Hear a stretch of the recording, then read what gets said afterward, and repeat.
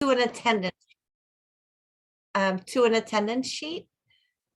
And we just want to ask you before we get started, if you can just press on that and just complete it for us. We like to know who's with us here tonight. That helps us a lot. It takes 2 seconds and it's in the chat box. You can just click on it. You won't get disconnected from the presentation. And then we will get started. So tonight we are here to discuss how we can support our children with vocabulary. The resources shown are designed to provide helpful information. Resources provided for instructional use purposes only and do not constitute NYSET endorsement of any vendor, author, or other sources. To the best of our knowledge, the resources provided are true and complete. That is a disclaimer from NYSET that we are required to read. Today, I am here with my colleague, Mandy, who is a literacy specialist, and you'll hear from her in a minute. My name is Cynthia Dane McKelvey, and I am a resource and referral specialist for both the Early Childhood and School Age Family and Community Engagement Center, also known as the FACE Center. On this slide here, you also see Amy Plicka and Antonella Turturici. They too are literacy specialists. They're not here with us tonight, but you may see them in the district. Also with us here tonight is Maureen, who is helping us with some of the technology, and Margarita, who is here to help us with translation. And Margarita, would you take a moment to speak to our Spanish-speaking participants about using the chat box for any questions they may have? Feel free to unmute for any questions, how they can access you, for needed translation, or for us to pause to make sure that we give time to translate anything that they need. Y buenas noches, mi nombre es Margarita Espada, voy a estar aquí esta noche como intérprete y traductora, así que para los que necesiten el servicio pueden usar la cajita de chat donde yo voy a estar pendiente, y les dejo saber entonces que paren la presentación para que ustedes tengan tiempo también de hacer preguntas. Siéntanse libres de hacer cualquier pregunta. Este programa es para ustedes y estamos aquí para servirles. Gracias. Thank you, Cynthia. Thank you. So now that you've heard a little bit about who's here, from who we are, we'd love to know who is joining us tonight. So in the chat box, if you feel comfortable, would you please give us your name? If you have children that you're, that you are here for, that you have particular questions or, wonderings about, any specific questions that you may had before you joined tonight, or things that you'd hope to learn here tonight, please share with us. We can interact during the presentation through the chat box, and we can also pause at various times to address questions. Tonight, the participants will be able to explain the importance of vocabulary instruction for their child in the elementary grades, and participants will be able to describe ways to incorporate explicit instruction and vocabulary instruction in the home. So when we think back of our own early days of reading and growing up and the excitement about different stories, we may think back of like our favorite book and what that was about. And some of us parents then like to pass on these stories and books that we connected with us in our childhood with our own children. And so I wanted to ask if you can please unmute or write it in the chat box, maybe some of your memories, like what was your favorite book, and do you know what you loved about it? What made it your favorite book? My favorite book when I was a little girl was Little Women, and I read it over and over and over. I just loved the family dynamic the relationship between the girls and their mother and their father. I just loved it. That is awesome. And have you had an opportunity to share that story as an adult with children? Yes, with my own children and my students. Absolutely. Every year I tell them about my favorite book. Very nice. Very nice. Is there anyone else who would like to share?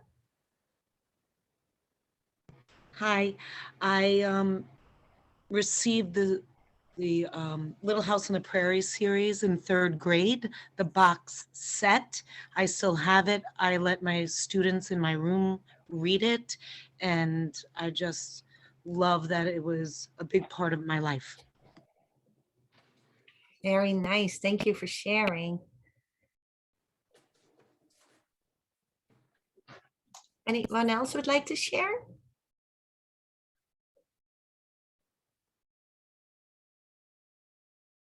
I can say that my book is not something that you guys are going to be familiar with. It was a book in Dutch where I grew up, and it was a book about twins, and the twins went on all sorts of different adventures and mischief and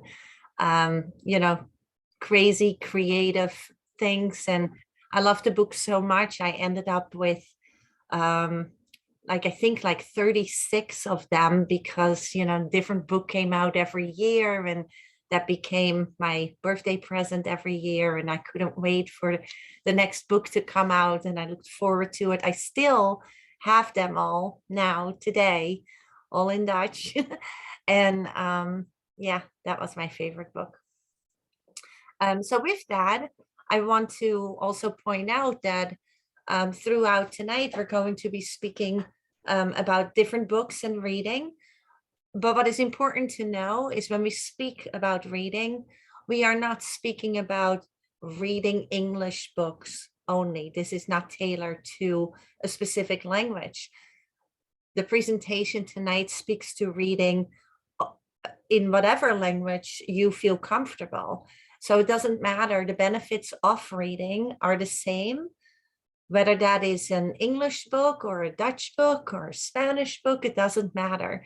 The language, it's not about the language, it's about the act of reading.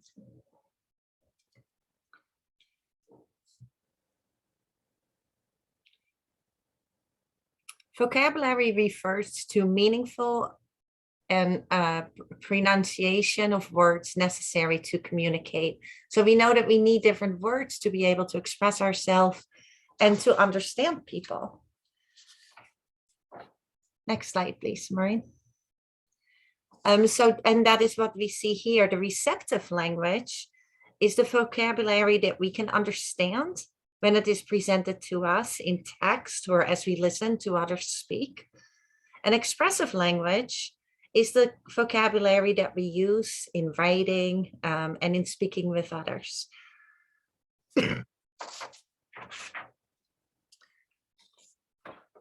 Vocabulary gaps are apparent in children as young as 3 years old.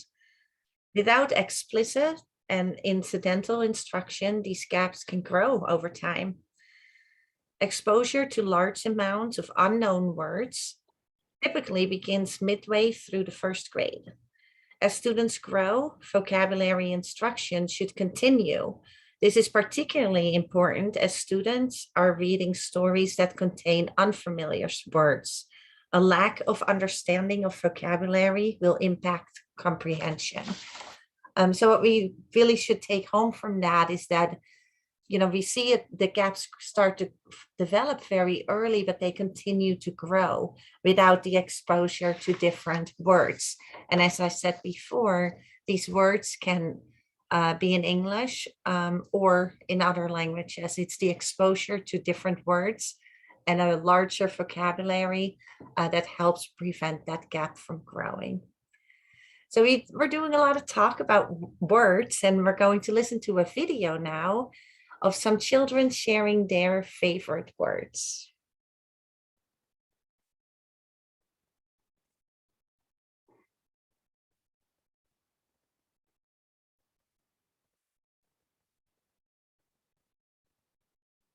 What is your favorite word?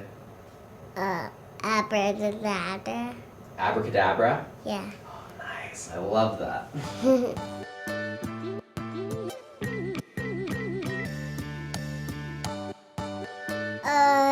That's a hard one.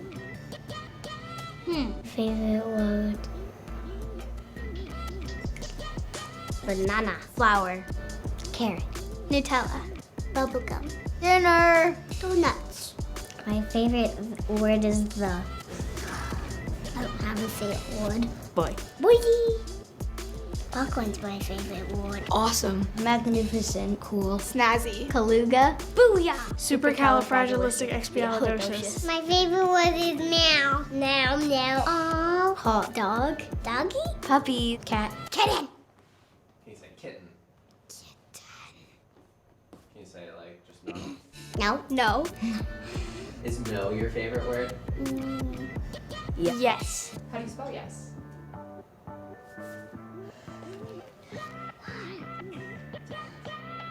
Y-E-S. Yes. Believe. God. Lord. Alien. Hallelujah. Nothing. Fidget spinner. Blah, blah, blah. Me. Baby. Unicorn. Unicorn. Cactus. Fire. Diamond. Monkey. Kazam.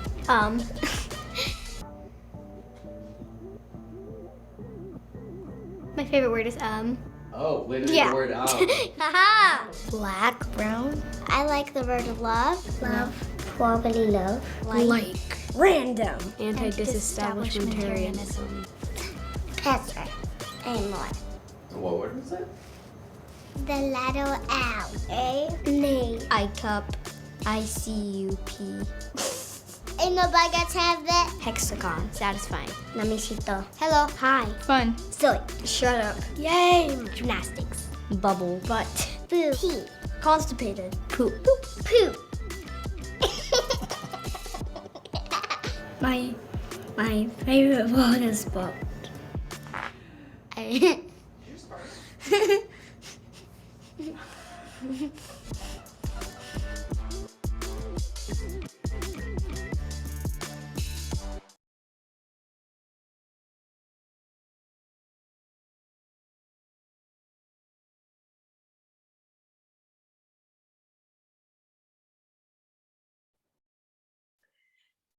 So with that, I'm going to give it to Mandy. Okay, so how adorable was that video? So basically, at home really matters and makes all the difference in the world to the students. When some families might think that they need to wait until the child's entering school for the teacher and the school environment to begin the work on vocabulary, and that's just not true. So basically, most of the words, almost all of the words that are in a child's vocabulary are from their caregiver's vocabulary and their family exposure to other people in their home or that they care about, their family members, people that they see in their daily lives, reading, having conversations, talking to this child, reading to the child, or reading just to themselves. If you're home reading a book or a magazine, that's great modeling for your child.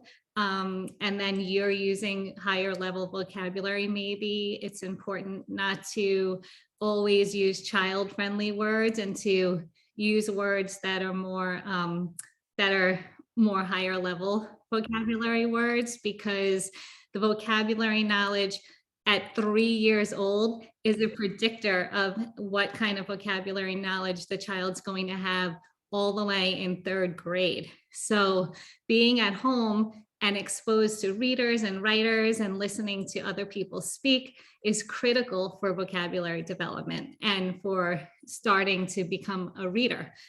Children will begin to naturally incorporate the vocabulary that they're exposed to in their home environment.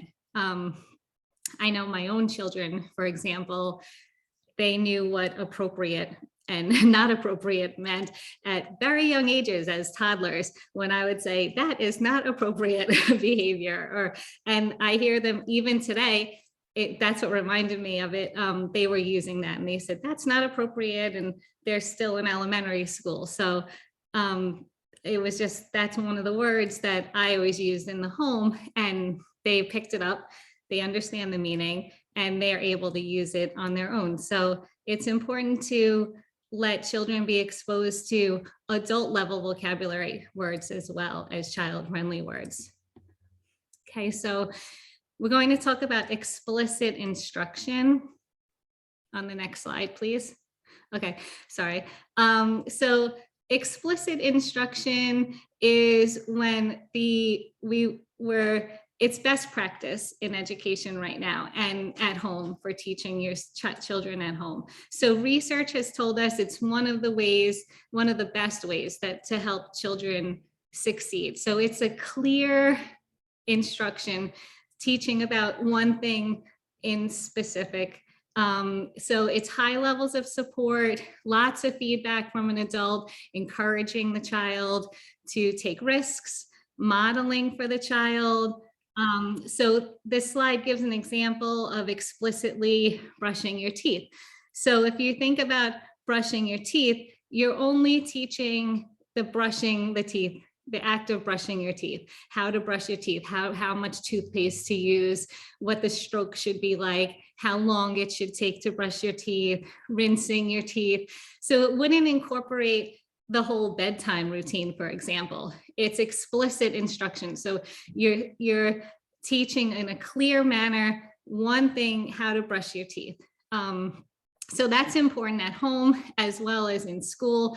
When you're building vocabulary, you want to make sure that you're teaching children how to use vocabulary, new words, how to become a reader, a smart reader, being able to experiment with new words, taking risks with new words. So here's an example on the next slide where we have the definition is you want to define the word. So a good example of using explicit instruction to teach words is considering the language, and we want to promote vocabulary development. So, sorry, the video took over for a second. Okay.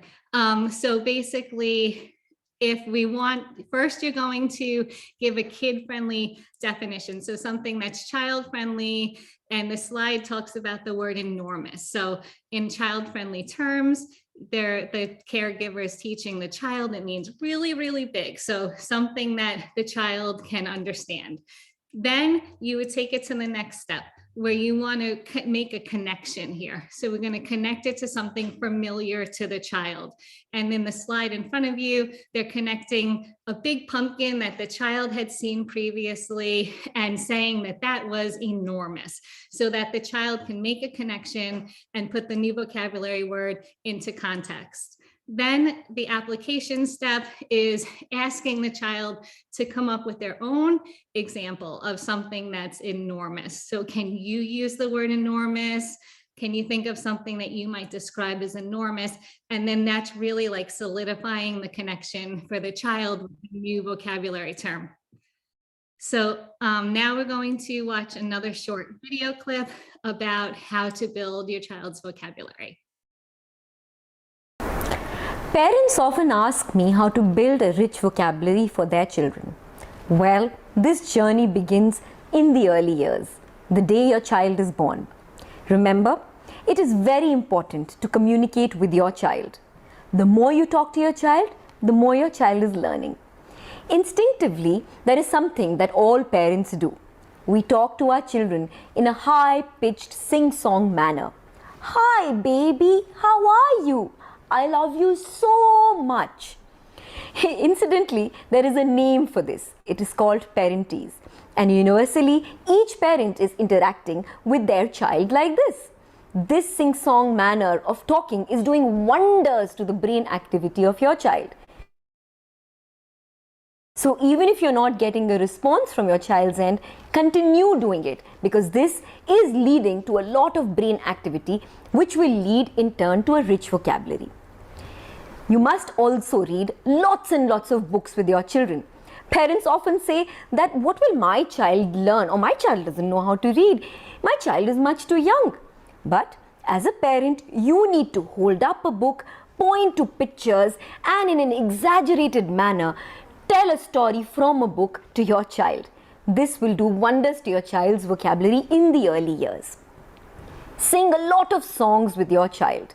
Remember, when you're singing, there is a lot happening in the brain. A lot of brain connections are getting made. And this in turn is leading to confidence development as well as vocabulary enhancement.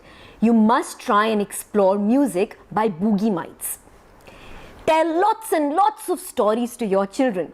Remember, the more you gesticulate, your eye contact, facial expressions, body language, your child is observing everything. And this in turn is not just building their vocabulary, but also helping to enhance their confidence and in turn their vocabulary development as well. By the end of the day, what you must remember is these are the foundation years of you and your child developing a friendship for life. And the communication channel must always remain open. I hope you found this video helpful. If you want us to create a video on any topic related to parenting or education, do let us know. See you next week. And don't forget to like, share and subscribe. Bye.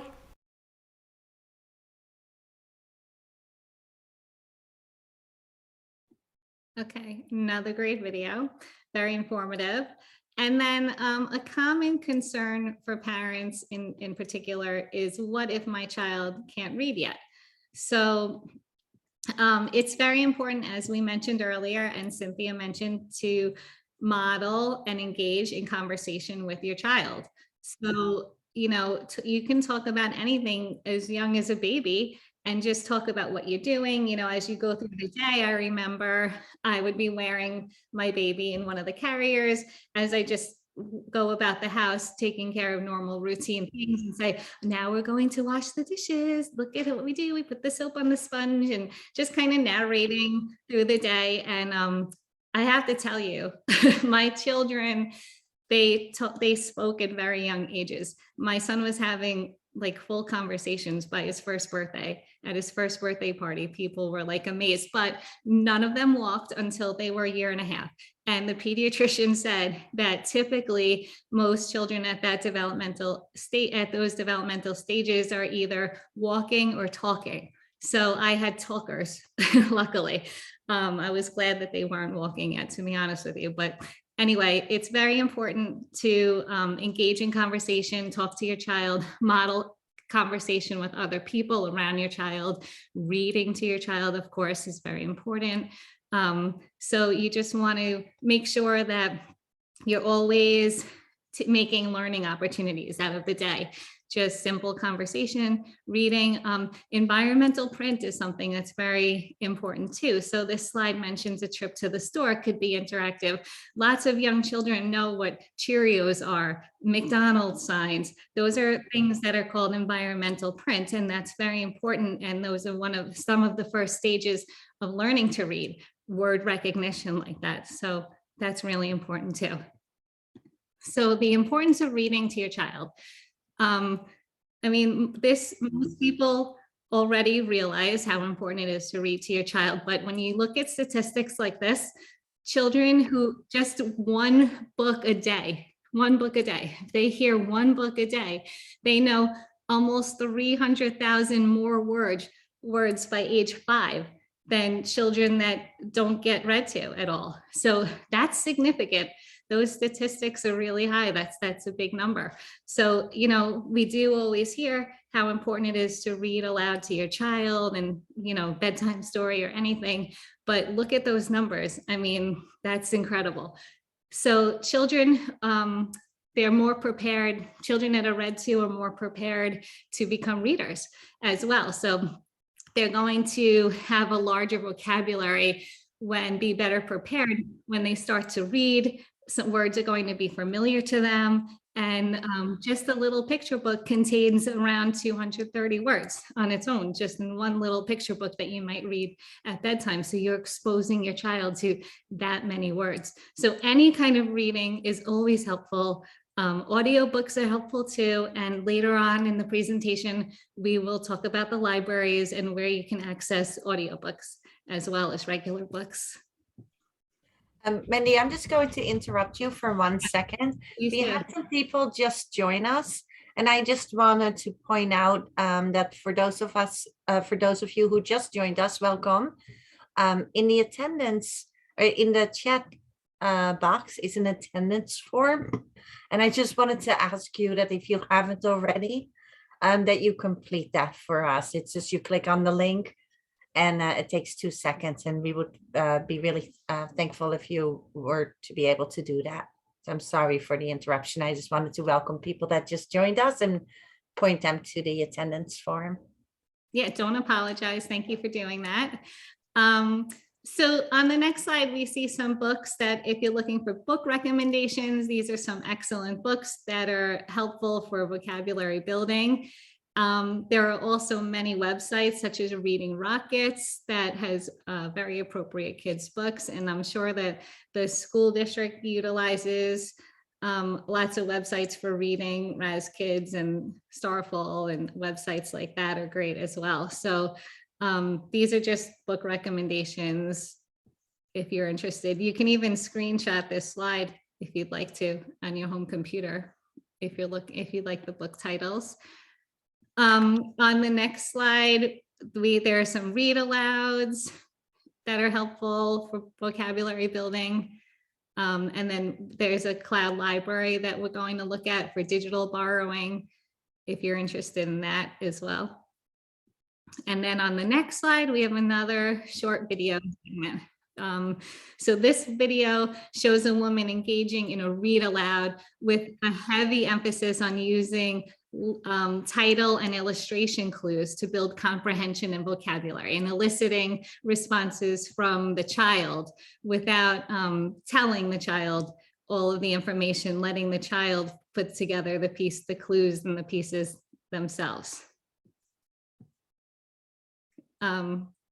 So when I watch the video, also pay attention to what the person's doing, things that you like that she's doing, and things that she does well, and maybe some things that you might change that she's doing as well. And maybe we could share out after.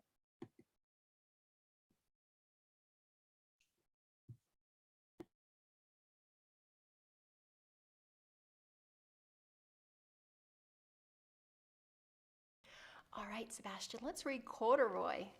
That's the title, Corduroy. And the author is Don Freeman. So he wrote the words, and he's also the illustrator, so he drew the pictures. Who do you think this is? Corduroy. Corduroy, that's his name. Yeah, and he wrote the book. Oh, well, almost. He's the main character of the book, the teddy bear Corduroy. The author wrote the book, which is Don Freeman. Let's see what's on the back of the book. Who is that? The teddy bear. And what was his name?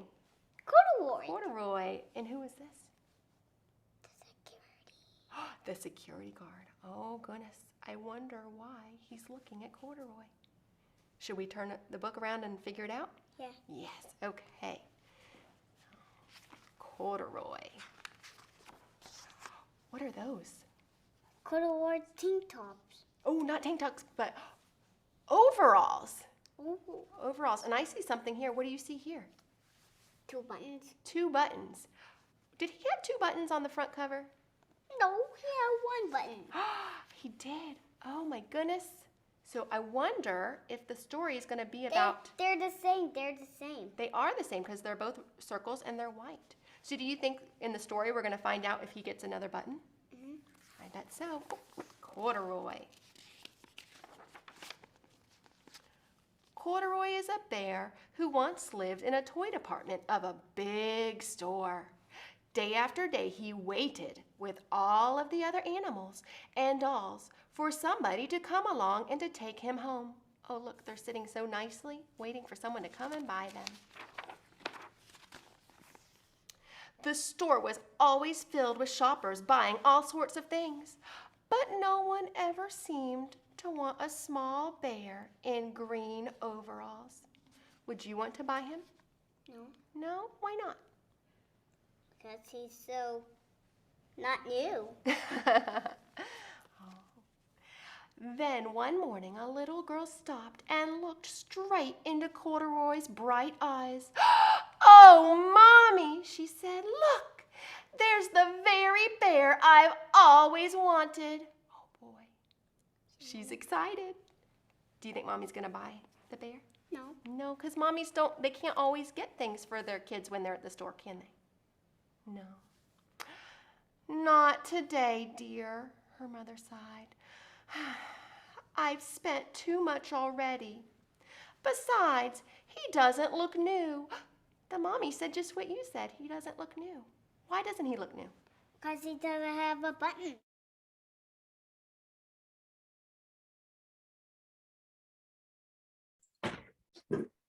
Okay, I'm going to turn it over to Cynthia at this point. Yes, so let's discuss that for a minute. This obviously was, a video when the parent is reading to the student and or the child, and whether or not the child is able to read or not, they're enjoying the book together and making a story out of it.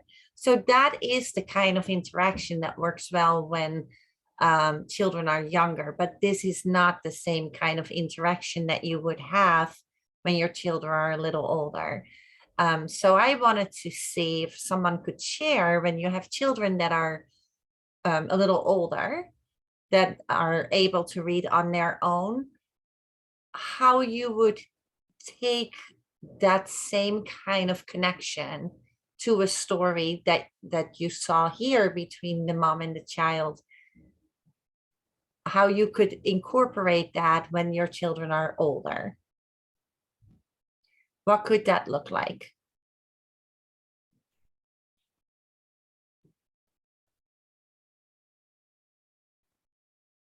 So I can say one of the things that has worked for me in the past, while I have one child who doesn't really enjoy reading very much, when she does, it helps her that I read the same book, that I know the same story.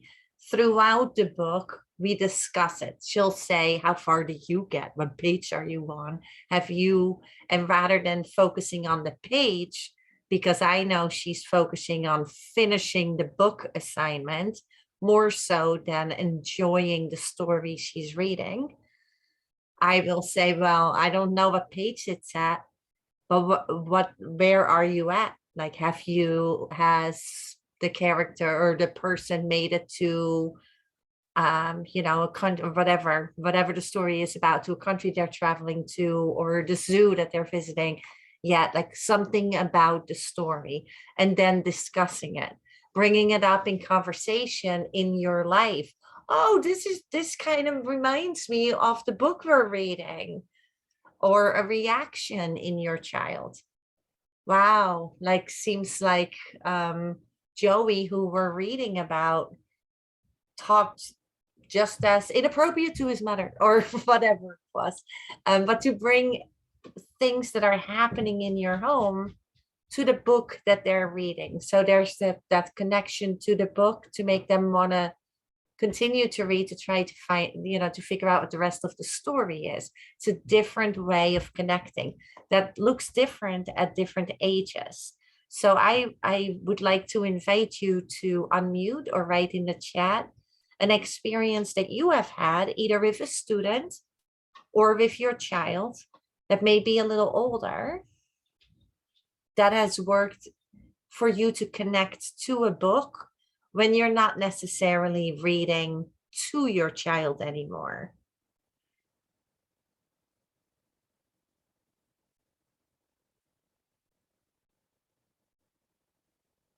Well, I was just thinking that my son's in 8th grade, and the huge book they all read is The Outsiders, and I couldn't wait to just discuss the literature with him.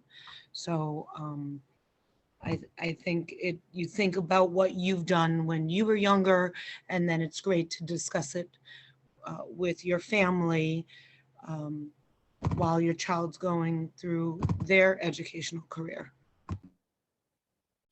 Yes, wonderful. It's So funny, to make it, go ahead. I think generationally, like for me, I don't really like electronic books, like on the phone or on a tablet. But and my kids didn't either when they were little, but now they're 14 and 16, and they live with their earbuds and their phone, and they really enjoy having the access to the books online, whether it be an audiobook or whether it be an ebook, seeing it on their phone. And they'll confess to me that they'll be reading during their boring classes in high school and in middle school, and that makes the time go quickly. And I have to say that their vocabulary is just phenomenal. So I think the reading really does work. Yes, yes. Well, thank you for sharing that, because I mean, there is something really nice about holding the book and being able to take it to places where, you know, that are kind of fun and different. You don't have to read at a desk. You can read, you know, at a picnic. You can read laying in the trampoline. You can read in all different places, and introducing children to reading in different places. Maybe you model it. Maybe you both pick up a book and, you know, pack a picnic and do something out of the ordinary, like read at the park, read in your trampoline. That's a big one at my house. For students that are struggling with reading, you know, reading to a pet can be really helpful if they are just, you know, getting comfortable with reading out loud, or maybe they're not that comfortable reading out loud. Doing that to the comfort of a pet can be really helpful. And bringing in audiobooks also has its place for some people. That really makes them want to learn, you know, keeps them excited about different stories. It obviously exposes them to different vocabulary, and keeps that growing. Anything else anybody wants to share? Okay, thank you. So on our next slide, here's Cynthia, yes. you have Dan has a hand raised. Oh, okay. Sorry, I didn't want to interrupt. I was just going to say that's something that I work on in my small groups in the class, and I do with my own children at home, is the importance of a reader's voice, just accentuating the voice with different punctuation, exclamation points, question marks. And, you know, Mrs. Perry and I, who she's also in this meeting, we teach together. I always compliment her when she's doing a read aloud, and vice versa, because when we read to the kids and they hear how we accentuate our voices with different emotions and punctuation, we take, you know, that development of just a simple reader's voice back into their own reading. And it's amazing the development we hear, aside from, you know, decoding errors and such like that. Having the reader's voice, I feel, also helps the kids comprehend with what they're reading. They're able to kind of see and feel what are their characters going through.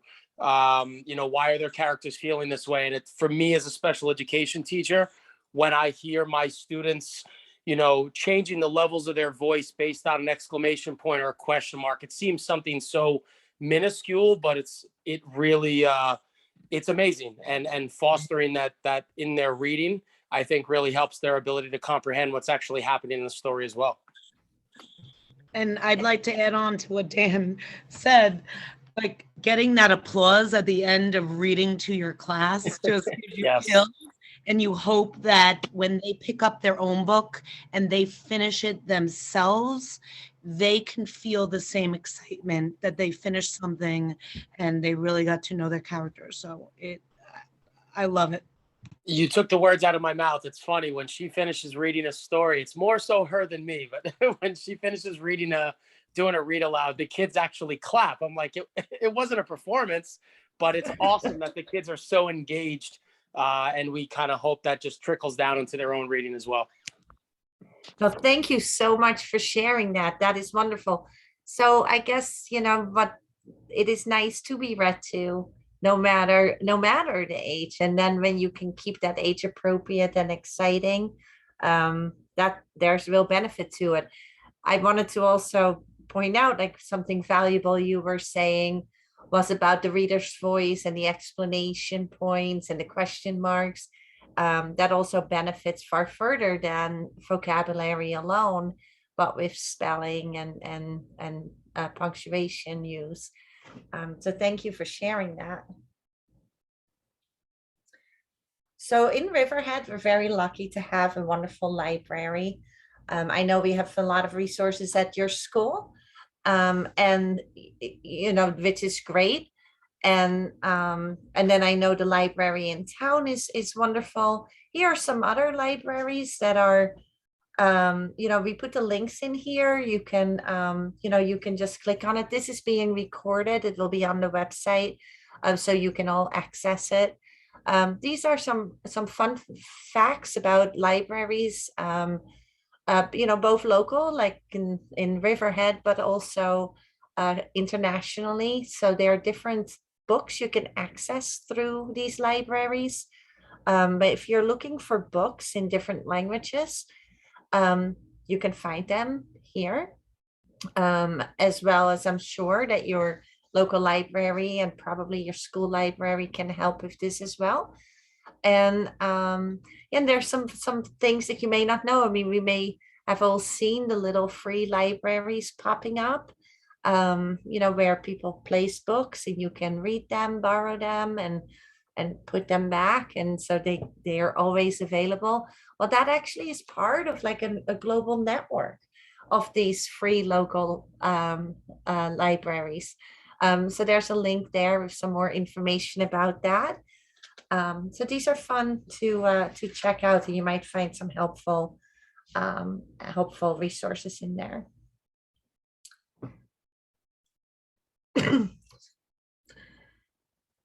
So throughout tonight, we've been speaking about how vocabulary broadens the vocabulary, and how we see gaps. Sometimes starting early on in childhood. So children can also lose up to 1 to 3 months of learning over the summer, and just reading 4 to 5 books over the whole summer prevents reading decline. Then what's interesting to see is that reading 10 to 12 books over the summer could actually show a reading gain. So as you know, I know we're just starting to look forward to spring, but before we know it, we will be getting those reading assignments for the summer. What I really encourage you is to help your children not see that summer assignment as summer school, as a chore, as this annoying thing that has to get done.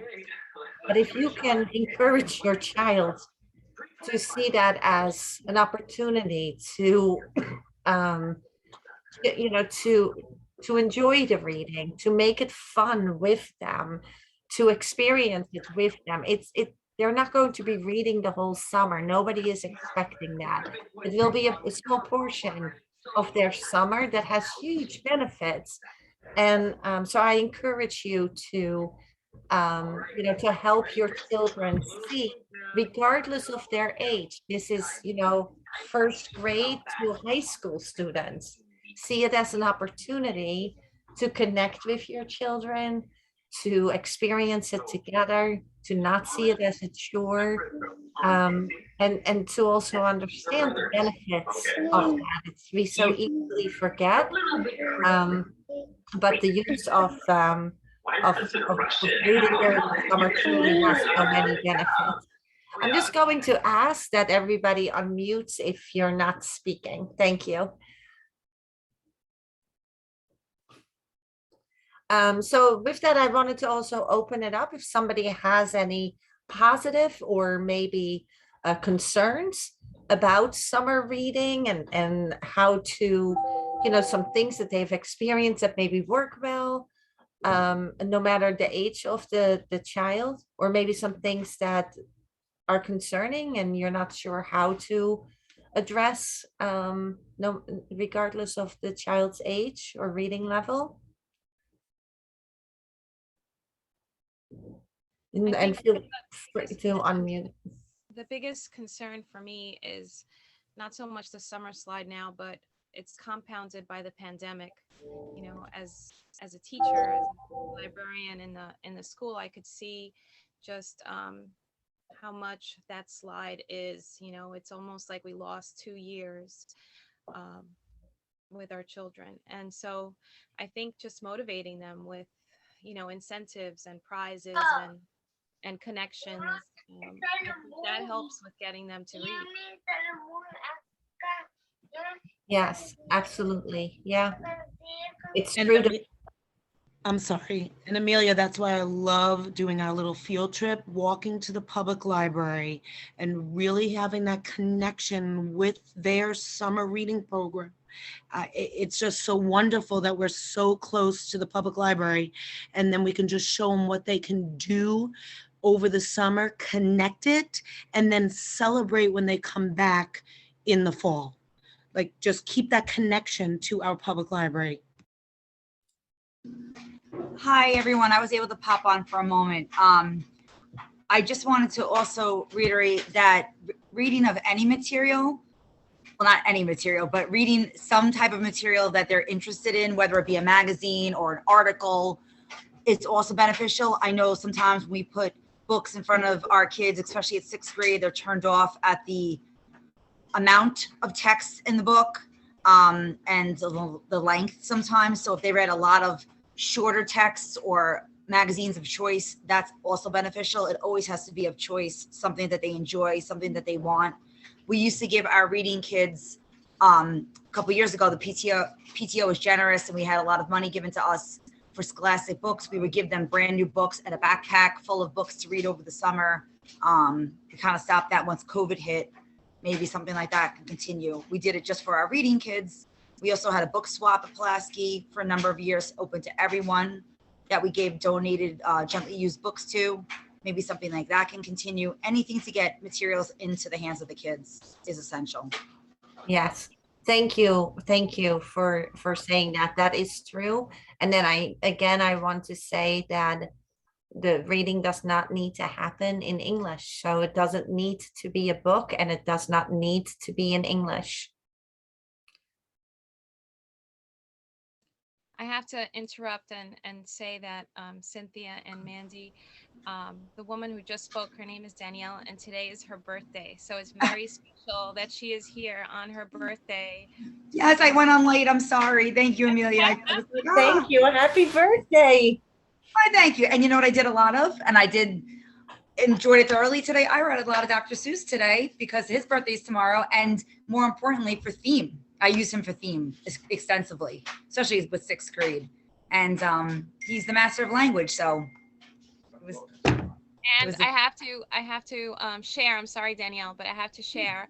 I was leaving the building today and Danielle was walking toward me and she had this huge smile on her face. And she said, "What a wonderful job to spend my entire day reading Dr. Seuss books with all of my students and seeing their reaction and their joy." So, you know, we're really blessed to have such wonderful. We're blessed, and I'm just blessed to be a part of their journey, the kids' journey. So we're all in this together. Thank you. Thank you. And thank you for joining tonight on your birthday. That's really nice. Thank you. All right, I'm going to give it back to Mandy. Okay. Happy birthday, Danielle. Some of what you were just speaking about is in the upcoming slides as well. So, these are just some suggestions, basically a recap, but I know some people came in midway through the presentation. So it's just very important to keep in mind engaging in conversation, especially about what your child's reading in school, having them explain the storyline, the details, the characters, maybe how the character changes from the beginning of the story to the end of the story. So those are all great ideas just to elaborate what they're doing in school. We also are modeling an appreciation for reading. So you reading your own book or magazine or newspaper, not necessarily aloud, just reading it in the room and letting your children see you have an interest in reading. That's great modeling for them. Setting aside a specific time for the family to read together, whether it's bedtime or in our school district, we have family connect nights where the entire district is homework free, and we're encouraged to have a family activity. And part of that in my family includes reading together. So something like that is a great idea. You definitely want to provide books for your children, of course, and they're free at the library, so you should definitely take advantage of that. And I love the idea of the book swap. That's a great idea. And definitely lots of libraries have programs for children where you can just participate in read alouds, story times, things like that. And the community are always great if there's a guest author somewhere. That's an excellent thing to do at Barnes and Noble sometimes. So any kind of read aloud. In fact, we had a meeting for the regional partnership, and there was a read aloud activity, and it was a YouTube link, but we had to listen to a read aloud, and it was kind of nice actually, just to sit back and listen to a little picture book being read to us, because how often does that happen in our adult lives? So we're typically the reader and we're not being read to necessarily. So even having your child do the read aloud at bedtime, or try to, even my kindergartner is able to, thumb through the pages and tell the story as she knows it, using the picture clues and what she knows about the story. So that's great as well. Okay, so basically, as a timeline, you want, like Danielle was saying, to hone in on your child's interests. So whatever your child's interested in, provide plenty of literature about that topic, whatever it may be, so that they're more inclined to pick up the book, pick up the literature, whether it's a graphic novel, or nonfiction or fiction, or something about their video game that they like, or how to advance in the video game, whatever it may be, as long as they're reading. So we want to start small and encourage them to grow bigger. So if it's just a short article about something, that's great. Anything that interests the child, to promote them wanting to read. We want it to be, we want them to be self-motivated, basically. So it's an intrinsic feeling of wanting to read, not necessarily you need to read for homework. The teacher said 20 minutes, take out a book right now. So it's better when it's coming from them and they want to learn more about the topic, perhaps. And definitely, like we said a few times throughout the presentation, share in the reading process with them. So now we're going to look at children at risk briefly. So if your child has been identified maybe as having a learning disability or at risk in some way, there are support systems that will help all students. So it's never too late to start at all the strategies that we spoke about tonight. It's never too late for that. It's never too late to start modeling or engaging in conversation, using higher level vocabulary. That these are things that if you haven't been doing some of that, just start, and it's only going to help from here on in. So you could also, of course, talk to your child's teacher or administrators, support staff, and just see if there's anything that can be, if they have suggestions for at home. So I know some teachers send home books on the reading level for the child to read at home, and the school can oversee something like that, an intervention on that level. So the good instruction supports all students, and research has actually shown that simple interventions can be run at home successfully. So repeated reading, so having maybe a favorite book and the child wanting to reread it, that's great. It reinforces their strategies. It helps them become more confident in reading. It's definitely great for confidence. Sight word interventions, so anything like that is helpful at home as well. So just a brief summary. Like we said, it's never too early or too late to start helping your child develop their vocabulary. Even just simple talking to them is great. Exposure to books. Cynthia's talked about the summer slide by making sure that reading is still part of a regular day, even over the summer, because the family loves reading and everybody's engaged in the reading process. So it's just part of regular life, and it's not necessarily only connected to school and assignments. And just meet your child where they are with reading. So like we said, any reading is better than no reading. So if your child isn't quite on the level that you hope that they could be, they will get there, as long as they're reading and they can build up their confidence and they're being exposed to literature and they have access to it. Okay, so if anybody is comfortable, again, unmuting or maybe jotting something down in the chat, we'd love to learn one thing. We'd love to hear about one thing that you learned today, if there was anything new or something that you wanted to highlight or a strategy that you might try. If you could just maybe put that in the chat or unmute and talk with us. We'd love to hear from you. You're definitely, some of you apologized for interrupting, but please don't. We want that. We're encouraging you to be part of the presentation and share your insight and your research. I've been a classroom teacher since January of 2001. So I also have the classroom experience. I feel everything that you're saying. I love when the elementary students or anybody applauds after you read a book, and it's so innocent and it's so genuine. So if anybody feels comfortable sharing out now about anything from the presentation that you might want to highlight or something you might try at home or in the classroom yourself, please feel free to do that.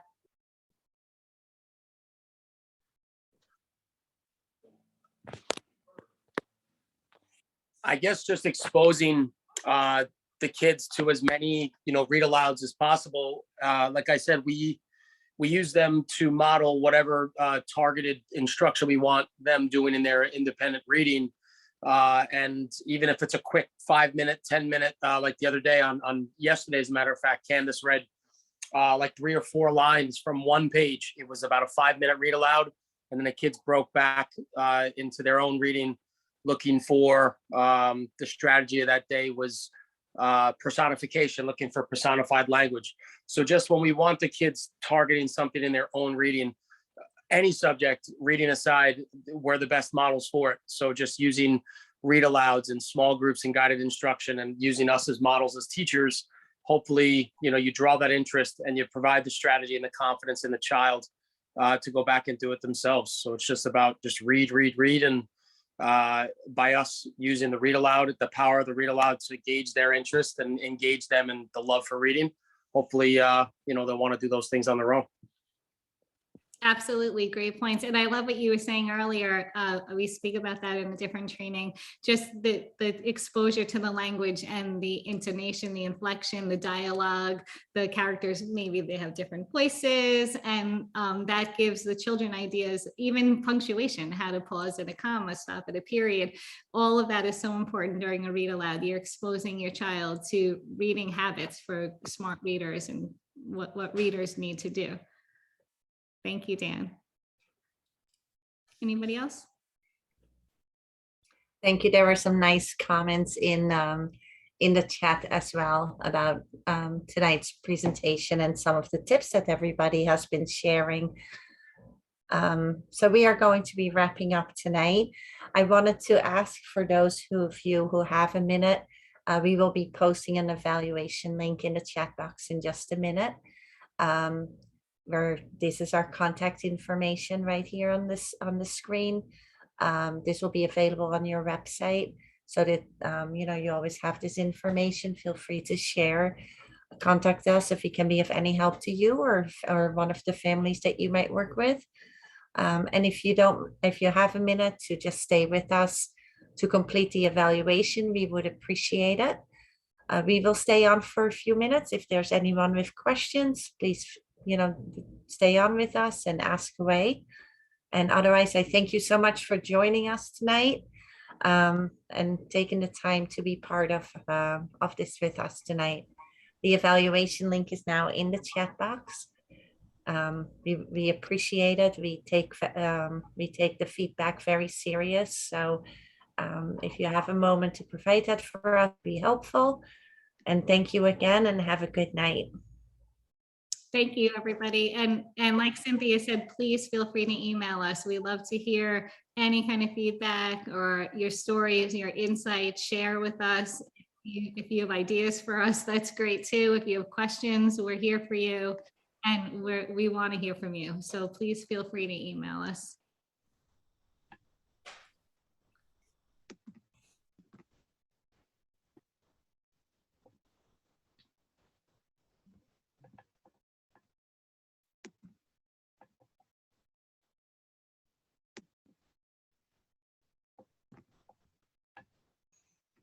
Cynthia and Mandy, I will send the evaluation via an email to the participants. And Oh, if you don't thank get you. all of them, okay? Oh, thank you. That's nice. Yeah, I know. It's like, I'm sure it's, it's at the end of a long work day for many of them. I appreciate them coming on. That was wonderful. But I also really appreciate them wanting to get off. So yes, they'll be back at school in a few hours, right? That's right. That's right.